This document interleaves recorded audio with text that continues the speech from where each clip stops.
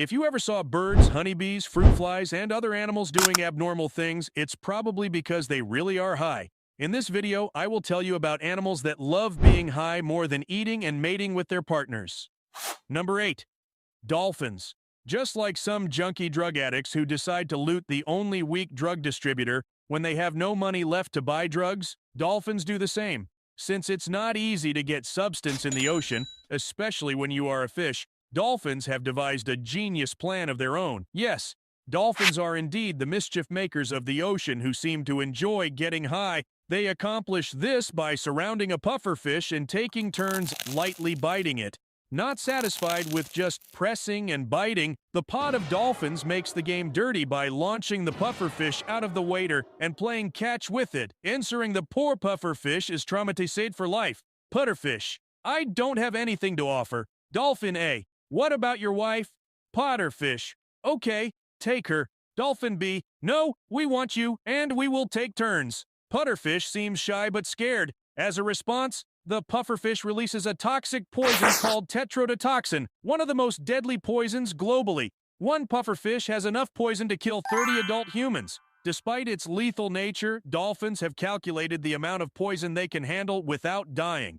There are even observations of dolphins passing the pufferfish around for 20 to 30 minutes before letting it swim off. The effects of the poison on the dolphins are fascinating. They enter a delirious state, appearing calm and relaxed. They are even mesmerized by their reflections on the water's surface, just like a drug addict who finds a simple wall fascinating. Number 7. Birds. Well, you will never realize birds get high unless you note a pattern.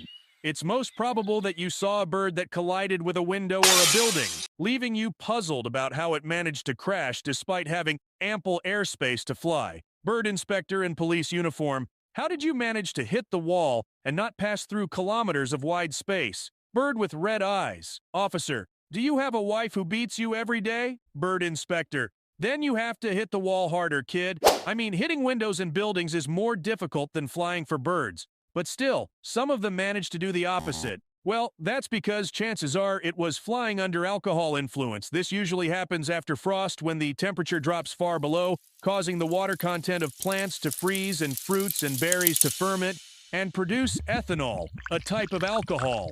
And birds, being the clever creatures they are well aware of this. They will feast on as much fermented fruit or berries as possible to get thoroughly high.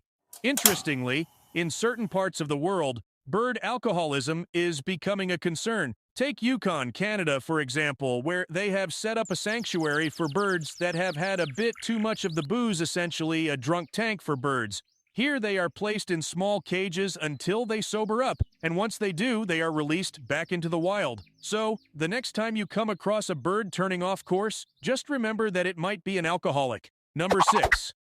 Honeybees. Chances are that you have also seen drunkard honeybees, but you never thought they were high.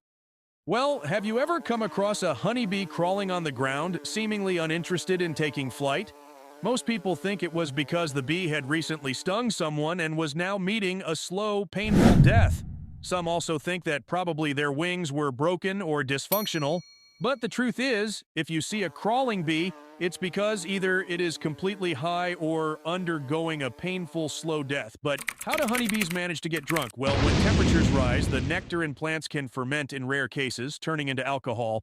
So, when bees collect pollen and indulge in the sweet fermented nectar, they get thoroughly intoxicated. This is when you might discover a bee losing control of its direction and motor skills. Despite being one of the genius navigators, honeybees lose their capability to find a way to their hives. Honeybee, can you tell me the way to my home? Bird, oh yes I will, but first dance for him. Honeybee dances in an odd state and twerks a bit, struggling. Honeybee, tell me now.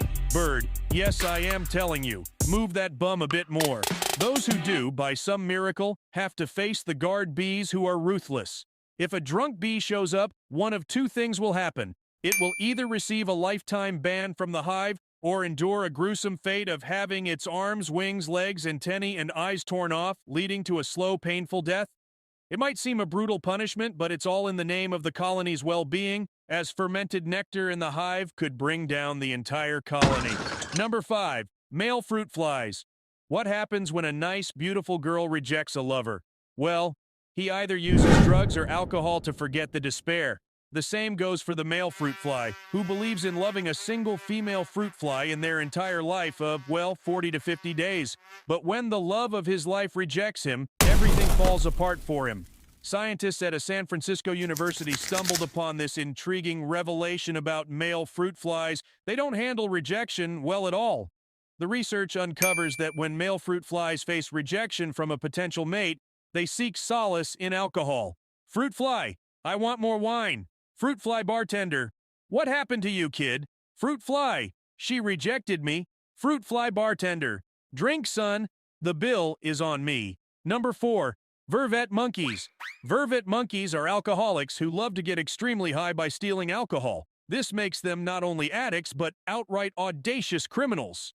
When these monkeys can't satisfy their getting high cravings with fermented fruit, they resort to a life of crime, stealing alcohol from unsuspecting tourists. And they are exceptionally professional at it, patiently waiting in the shadows for the perfect opportunity. The moment a person sets their drink down is their first mistake.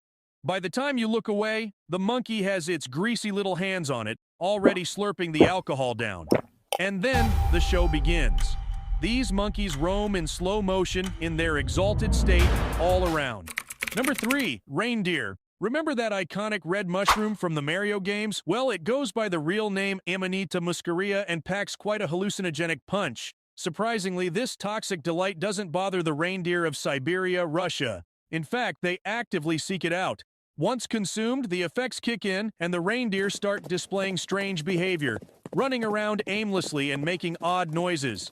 Humans reportedly observed the reindeer enjoying these magic mushrooms. Some reindeer had intense and vivid hallucinations, while others sadly met their demise. Instead of learning from these tragedies, someone had the brilliant idea to drink the reindeer's urine, thinking it would sterilize the toxins but keep the hallucinogenic effects. Surprisingly, it worked, leading to humans and reindeer venturing on wild hallucinogenic trips together.